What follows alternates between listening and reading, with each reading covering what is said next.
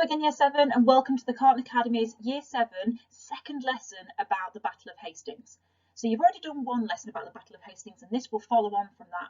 You should have already completed a starter activity as part of the team's live introduction to the lesson. So before we make a start on the lesson, just remember that you will need to pause the video when I ask you to complete tasks, and also remember that your teacher is going to be available throughout the lesson on Teams to answer any questions that you have. You just need to ask your questions through the question and answer panel on Teams, and your teacher will get back to you straight away. So let's get started. Before we begin, just remember that if you don't have your Year 7 book with you because it's in school, that's fine, and you just need to work on paper. Try to work one-sided if you can, because that way we can trim down your sheets and stick them in when you return to school. But please keep any piece of paper that you do work on very safe, because we would like to see your work when you return to school. However, if you do have your Year 7 blue book with you, then you can work in that for history. So, to get started, guys, can you write down today's title, which is Why Did William Win the Battle of Hastings? You've looked at the battle already, but today's lesson is about breaking it down further and really looking at and deciding on the most important reason why William won the battle. So, before we start our first activity, I would like you to make a chart in your book that looks like this one that I've demonstrated here. So this chart, you just basically need to do your one line right across your page, much neater than this red one is because you'll hopefully have a ruler, and then one line down your page, and then basically I'd just like you to complete these subheadings. On one side you need to have William's skill, and on the other side you need to have events or factors outside of William's control. So what we're about to do is on the next slide you're going to look at some information, and you're going to place that information on either side of this chart. If the information tells you something about William's skill and the fact that that led to him winning the battle, then you will place that in this one. If you see a bit of information that tells you something that helped William to win, it was nothing to do with him, it was perhaps luck or something to do with Harold's army, then of course you would place it in that one, because that would be outside of William's control. So let's have a look at these points on the next slide together. You will need to probably pause this slide though to begin with, make sure that you've got that chart ready and available before we move on. So here's the decision-making activity that I'd like you to complete. There are 12 reasons below here, and this shows us 12 different reasons for why William won the Battle of Hastings in 1066. They are all true reasons. But what I'd like you guys to do is to try and sort each reason into groups. So remember, some of the reasons will demonstrate William's skill in battle and why he was a good leader, a good soldier. But you've also got to write down examples of where events or factors that were outside of William's control actually did help him to win. So on the next slide, I'm going to go through the first two examples together with you.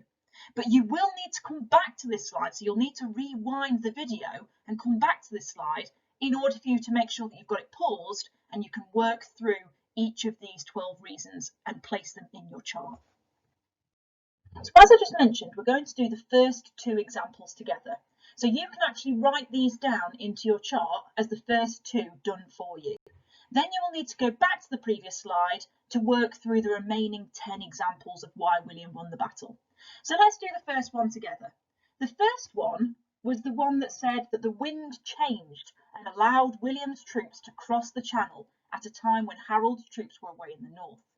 Now for this one, I've placed it in events or factors outside of William's control, because although William's troops are involved, the wind changed and that's what allowed them to cross at that time. In other words, I think that's a little bit of good luck, and so that actually helped William to succeed in the battle. So that's why I've placed it in something that's outside of his control. A bit of extra luck that William gained. I don't think that's necessarily his skill. Whereas the second one, I have placed that in the William skilled box, because it states that the Normans had a clever trick of pretending to retreat, and this caused the English, or the Saxons, to leave their strong position. I think this is William's skill, because it shows us that he was a great leader, and that he was able to use clever tricks and support his army in basically winning the battle. And of course, it was this clever trick that forced the Saxons down the hill, and that's when the Normans were able to beat them in the battle. So I would definitely say that that is an example of William's skill. Now what I'd like you guys to do is work through the remaining 10 on your own. Place them in the categories that you think it suits. So for example, if it's an example of William's skill, you can place it in there. And if it's an example of events outside of William's control, you would place it in the second box. Now, if you're really stuck and you really can't decide whether it's one or the other, don't forget you can ask questions on Teams. So you can pop on and ask your teacher if you're really stuck. But do try to do it on your own first. Don't reach for that first of all. Make sure that you try to get through them, because actually most of them should be relatively straightforward. But don't forget, you can ask for help if you do get stuck. Now that you've looked at a range of different reasons for why William won the Battle of Hastings, you've looked at examples of where William's skill helped him, and you've also looked at examples of where other factors outside of William's control actually did help him to win the battle. But what I'd like you to now do is to write a paragraph explaining which of the reasons for William's win is the most important. So when you decide which reason is the most important, you then need to give at least 2 different reasons for why you think that reason is the most important.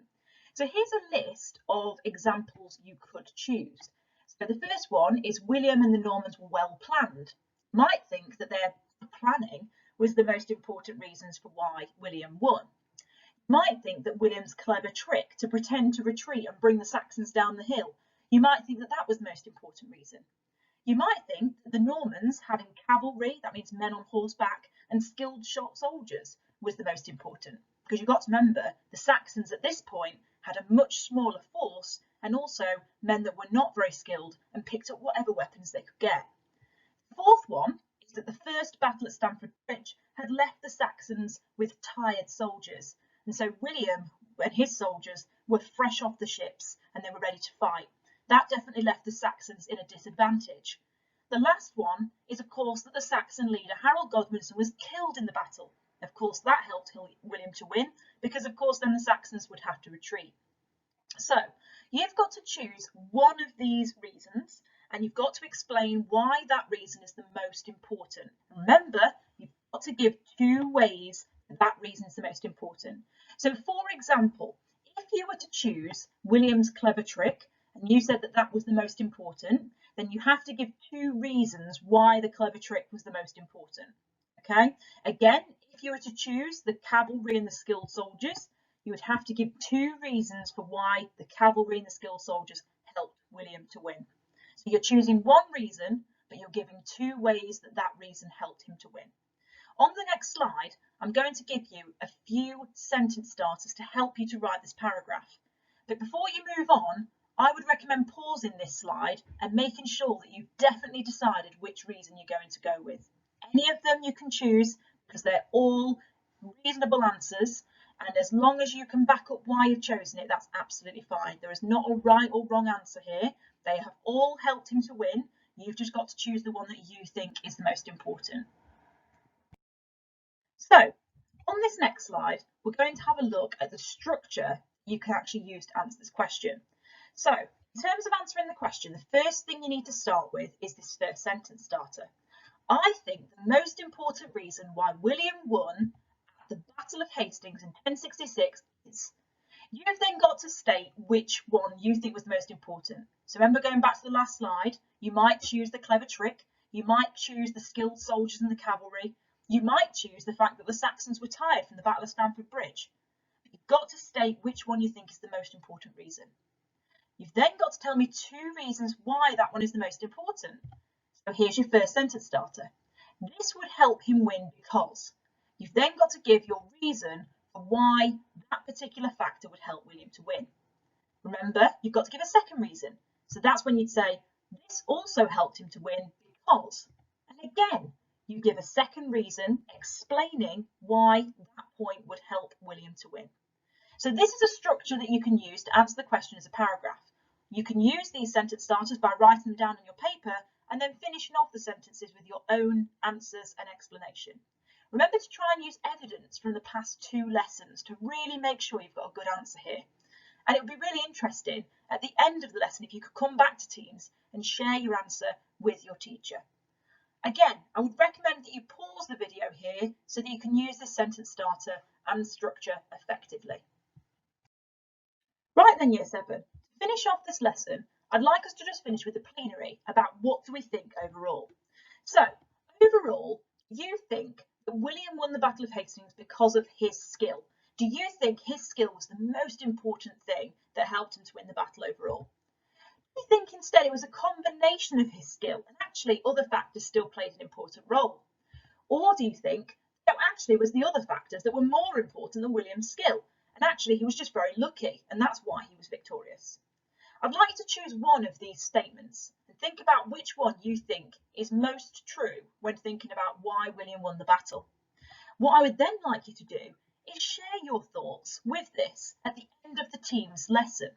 So what I'd like you to do at this point is to think about your answer and then go back to teams where your teacher is waiting for you and answer this question in the question and answer box.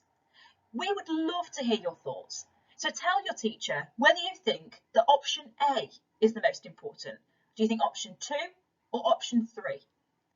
At this point, you then would probably want to explain why you think that one is the most important.